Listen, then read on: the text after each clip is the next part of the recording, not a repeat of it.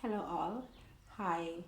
Hey Joanne. Hello everybody. I just thought I'll just try to help you out with some breathing exercises when you feeling all inside and you can't, you know what I mean? Yeah. So you just sit. You don't wear your bra, no panties. Just get a headscarf. Trust me, this is good for you. Just get a headscarf. It's almost like containing your thoughts and your head and keeping yourself attuned and together. Take a cloth, stretchable, comfortable, even your sheet that you sleep on in the bed, and just wrap it around you and just feel your goddess self. Stretch your arms and inhale, like you're about to lift off, but sexy like a swan.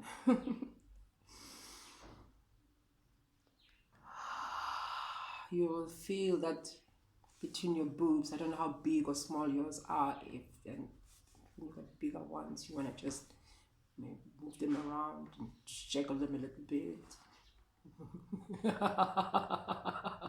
Yeah, that helps too. So let's go. In, out. When you feel that little stuckness there, burp. Get that air out. That's just gases sitting there. You can't fart them out. So you need to burp. People don't burp enough. Burp it out. Burp it out. I love you.